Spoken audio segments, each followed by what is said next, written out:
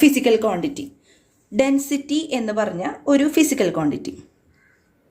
ഡെൻസിറ്റിയുടെ formula നമ്മൾ ആദ്യം കണ്ടുപിടിക്കണം. അതറിഞ്ഞവർക്ക് മാത്രമേ ഡയമെൻഷണൽ ഫോർമുലയിലേക്ക് എത്താൻ പറ്റുള്ളൂ. ഡെൻസിറ്റി എന്ന് പറഞ്ഞത് മാസ് ബൈ വോളിയമാണ്. അപ്പോൾ ഇതിൻ്റെ മാസിൻ്റെ എങ്ങനെ എഴുതും? Dimension of M by dimension of volume. നമ്മളിപ്പോൾ തന്നെ കണ്ടുപിടിച്ചിട്ടുണ്ടായിരുന്നു. എന്താണ്? L cube. ഈ വോളിയത്തിൻ്റെ ഡയമെൻഷണൽ ഫോർമുല ഒക്കെ പഠിച്ച് കഴിഞ്ഞാൽ പെട്ടെന്ന് നമുക്ക് എഴുതാം. അല്ലെങ്കിൽ പിന്നെ വോളിയത്തിൻ്റെ ഡയമെൻഷണൽ ഫോർമുല കണ്ടുപിടിച്ച് അത് ഡെൻസിറ്റിയിൽ അപ്ലൈ ചെയ്ത് വരുമ്പോഴേക്കും സമയം പോകും. അപ്പോൾ ഇവിടെ എന്ത് വരും? ഇവിടെ ഡയമെൻഷൻ ഓഫ് എം ഇൻറ്റു ഈ എൽ ക്യൂബ് ഡിനോമിനേറ്ററിലാണ് എടുക്കുന്നത്. ഇത് നേരെ ന്യൂമറേറ്ററിലേക്ക് വരുമ്പോൾ L⁻³ എന്ന് വരും. അപ്പോൾ എന്ത് വരും ഇവിടെ? M L⁻³ T⁻0. കണ്ട, MLT ഫോർമാറ്റിൽ എഴുതുമ്പോൾ എം ഇവിടെ ഉണ്ട്. ഒറ്റ ബ്രാക്കറ്റിൽ നമ്മൾ ഡയമെൻഷൻ ആയിട്ട് എഴുതണം. എം ഇവിടെ ഉണ്ട്. എൽ എന്ന് പറയുന്നത് ഈ L⁻³ മുകളിലേക്ക് പോകുമ്പോൾ L⁻³ ആവും. ടി എന്ന് പറയുന്നത് ഇവിടെ ഇല്ല. അപ്പോൾ T⁻0 എന്ന് എഴുതി. ഇനി ഇതിൻ്റെ SI യൂണിറ്റ് എങ്ങനെ എഴുതും നമ്മൾ? SI യൂണിറ്റ് ഇവിടെ മാസാണ് അല്ലേ? മാസാവുമ്പോൾ കിലോഗ്രാം. ഇനി ലെങ്ത് ആകുമ്പോൾ എന്തായിട്ടാണ് നമ്മൾ SI യൂണിറ്റ് ചെയ്തേക്കുന്നത്? മീറ്റർ. മീറ്റർ -3 അല്ലെങ്കിൽ കിലോഗ്രാം പെർ മീറ്റർ ക്യൂബ്. ഇതെങ്ങനെയാണ് വന്നേക്കുന്നത്? കിലോഗ്രാം ഇവിടെ എഴുതി, ഡിനോമിനേറ്ററിൽ മീറ്റർ ക്യൂബ് എഴുതി. അതുകൊണ്ടാണ് ഈ മീറ്റർ ക്യൂബ് മുകളിലേക്ക് വന്നപ്പോൾ M⁻³ ആയിട്ട് മാറിയത്.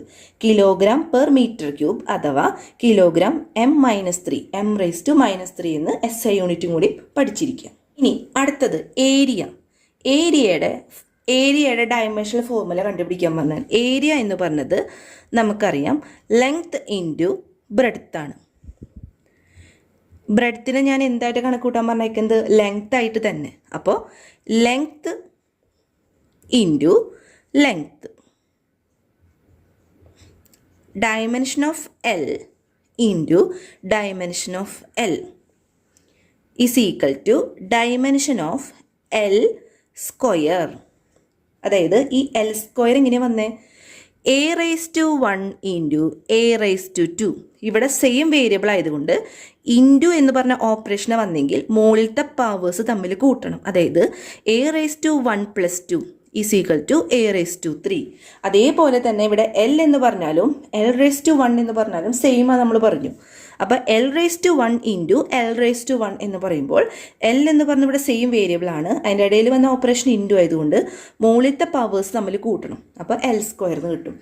ഇനി ഇതിൻ്റെ SI യൂണിറ്റ് നമ്മളിവിടെ എഴുതാൻ പറഞ്ഞു. ലെങ്ത്തിൻ്റെ SI യൂണിറ്റ് എന്താണ്? മീറ്റർ ആണ്. So metre square. ഏരിയയുടെ SI യൂണിറ്റ് എന്ന് പറഞ്ഞത് മീറ്റർ സ്ക്വയർ ആണ്. ഇനി ഈ ഏരിയയുടെ ഡയമെൻഷണൽ ഫോർമുല എന്ന് പറയുന്നത് L സ്ക്വയർ ആണ്. ഇനി MLT ഫോർമാറ്റിൽ എഴുതാൻ പറഞ്ഞു കഴിഞ്ഞാൽ ഒന്നുമില്ല. ഇവിടെ M എന്ന് പറയുന്നത് 0 ആണ്, L എന്ന് പറയുന്നത് സ്ക്വയർ ആണ്, T എന്ന് പറയുന്നത് 0 ആണ്. അതങ്ങനെ എഴുതി വയ്ക്കുക. പരീക്ഷയ്ക്ക് ചോദിക്കും MLT ഫോർമാറ്റിൽ എഴുതാൻ പറഞ്ഞാൽ ഇങ്ങനെ ഇത് തെറ്റും. MLTയിൽ തന്നെ എഴുതണം. അപ്പോൾ ഇവിടെ ഒരു കാര്യം കൂടി നമുക്ക് മനസ്സിലായി. ഏരിയ എന്ന് പറഞ്ഞ ഫിസിക്കൽ ക്വാണ്ടിറ്റിയുടെ ഡയമെൻഷണൽ ഫോർമുല നമുക്ക് കിട്ടിക്കഴിഞ്ഞാൽ ഓട്ടോമാറ്റിക്കലി നമുക്ക് കിട്ടുന്ന ഒരു സംഭവമാണ് SI യൂണിറ്റ് എന്ന് പറഞ്ഞത്. അത് പഠിച്ചിരിക്കുക. അതേപോലെ തന്നെ MLT ഫോർമാറ്റിൽ എഴുതാനും പഠിച്ചിരിക്കുക. അടുത്തൊരു ഫിസിക്കൽ ക്വാണ്ടിറ്റി നമുക്ക് നോക്കാം. ഇതൊക്കെ ഇമ്പോർട്ടൻ്റ് ആണ് കേട്ടോ, പരീക്ഷയ്ക്ക് വരുന്ന കാര്യങ്ങളാണ്. സ്പീഡ് എന്ന് പറഞ്ഞത് എന്താണ്? അതിൻ്റെ formula distance travelled by time. ഇത് അറിഞ്ഞിരുന്നാൽ മാത്രമേ ഡയമെൻഷണൽ ഫോർമുലയിലേക്ക് പോകേണ്ട ആവശ്യമേ ഉള്ളൂ. അപ്പോൾ ഇങ്ങനത്തെ കാര്യങ്ങൾ പഠിച്ചു വയ്ക്കണം. Distance travelled by time. ഇനി ഡിസ്റ്റൻസ് ട്രാവൽഡ് എന്ന് പറയുമ്പോൾ അത് എത്ര സഞ്ചരിച്ചു എന്നൊക്കെ പറയുമ്പോൾ അവിടെ ലെങ്ത് ആണ് റെപ്രസെൻ്റ് ചെയ്യുന്നത്. ഡയമെൻഷൻ ഓഫ് എൽ ആണ് റെപ്രസെൻ്റ് ചെയ്തത്. അത് ആലോചിച്ചിരിക്കേണ്ട ആവശ്യമില്ല. എത്ര ഡിസ്റ്റൻസ് പോയി എന്ന് പറയുമ്പോൾ ലെങ്ത് ആണ് അവിടെ സൂചിപ്പിക്കുന്നത്. Divided by dimension of time എന്ന് പറയുന്നത് T ആണ്. നേരത്തെ പറഞ്ഞ പോലെ തന്നെ എൽ ഇവിടെ എഴുതി, T⁻1 ആണ് ഇവിടെ. നേരെ ന്യൂമറേറ്ററിലേക്ക് കൊണ്ടുവരുമ്പോൾ എന്താവും? T⁻1 ആവും. ഇതിനങ്ങോട്ട് ഒരുമിച്ച് എഴുതാം. ഒറ്റ ബ്രാക്കറ്റിൽ കൊള്ളിക്കുക. L T⁻1. ഇത് ഇമ്പോർട്ടൻ്റ് ആണ്. സ്പീഡ് വന്നാലും വെലോസിറ്റി ചോദിച്ചാലും ഒക്കെ എന്താണ്? L T⁻1 ആണ്. ഇത് പഠിച്ചിരിക്കണം കേട്ടോ. ഇനിയുള്ള ഫോർമുലേസിൽ നന്നായിട്ട് ഉപകാരപ്പെടുന്ന ഒരു സംഭവമാണ് സ്പീഡ് അഥവാ വെലോസിറ്റി. ഇവിടെ സ്പീഡും വെലോസിറ്റി എന്ന് പറയുന്നത് ഒരു ടേമായിട്ടാണ് നമ്മൾ യൂസ് ചെയ്യുന്നത്. സ്പീഡ് എന്ന് പറയുന്നത് ഡിസ്റ്റൻസ് ട്രാവൽഡ് ബൈ ടൈം ആണെങ്കിൽ വെലോസിറ്റി എന്ന് പറഞ്ഞത് ഡിസ്പ്ലേസ്മെൻറ്റ് ബൈ ടൈം. ആ ഒരു ഫോർമുലയിൽ വ്യത്യാസം മാത്രമേ ഉള്ളൂ. എന്നാൽ ഡയമെൻഷണൽ ഫോർമുല സ്പീഡിൻ്റെ ആയാലും വെലോസിറ്റിയുടെ ആയാലും സെയിം ആണ്. അത് നമുക്ക് പഠിക്കാം. അപ്പോൾ സ്പീഡിൻ്റെ ഡയമെൻഷണൽ ഫോർമുലയാണ് L(T⁻⁻1). ഇനി SI യൂണിറ്റ് ഇതിൽ നിന്ന് കണ്ടുപിടിക്കാം. ഡയമെൻഷണൽ ഫോർമുല കണ്ടുപിടിച്ച ഉടനെ നമുക്ക് SI യൂണിറ്റ് കണ്ടുപിടിക്കാം. ലെങ്ത്തിൻ്റെ മീറ്ററാണ്, ടൈമിൻ്റെ സെക്കൻഡാണ്. MS⁻⁻1 അഥവാ മീറ്റർ പെർ സെക്കൻഡ് എന്നും നമുക്ക് എഴുതാം. ഇനി MLT ഫോർമാറ്റിൽ എഴുതാൻ പറഞ്ഞാൽ എന്ത് ചെയ്യും?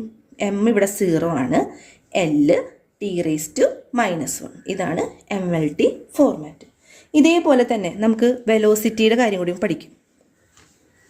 സ്പീഡ് എന്ന് പറയുന്നത് ഡിസ്റ്റൻസ് ട്രാവൽഡ് ബൈ ടൈം ആണെങ്കിൽ വെലോസിറ്റി എന്ന് പറഞ്ഞത് ഡിസ്പ്ലേസ്മെൻറ്റ് ബൈ ടൈമാണ്. Displacement by time. ഈ ഡിസ്പ്ലേസ്മെൻറ്റ് എന്താ, ഡിസ്റ്റൻസ് എന്താ, നമുക്ക് അടുത്ത ചാപ്റ്ററിൽ യൂണിറ്റ് 2 നന്നായി പഠിക്കും.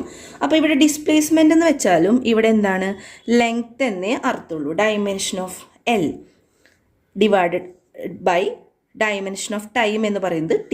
അതായത് L ഇവിടെ എഴുതി, ഈ T⁻1 ഇപ്പുറത്തേക്ക് കൊണ്ടുവരുമ്പോൾ T⁻⁻1, ഒരുമിച്ച് എഴുതുമ്പോൾ L(T⁻⁻1).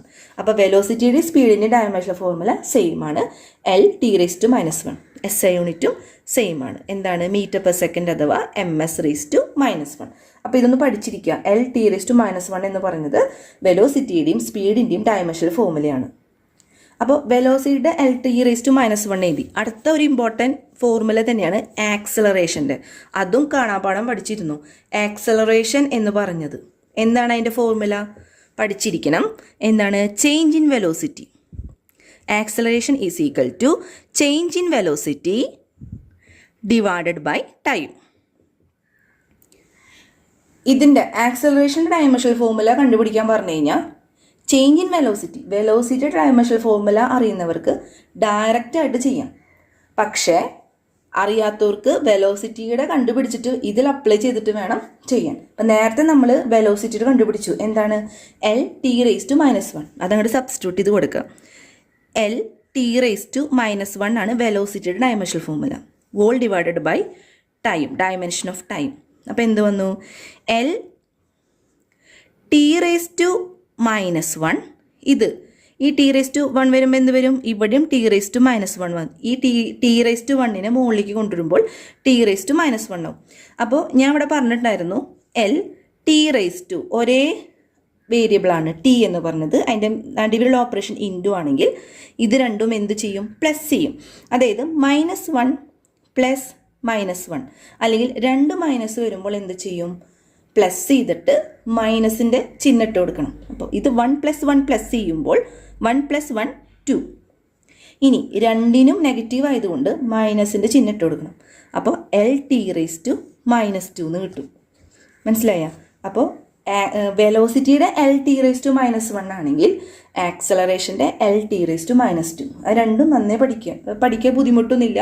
വെലോസിറ്റി L(T⁻⁻1) ആണെങ്കിൽ, സ്പീഡ് L(T⁻⁻1) ആണെങ്കിൽ ആക്സലറേഷൻ എന്താണ്, ഡയമെൻഷൻ ഓഫ് L(T⁻⁻2).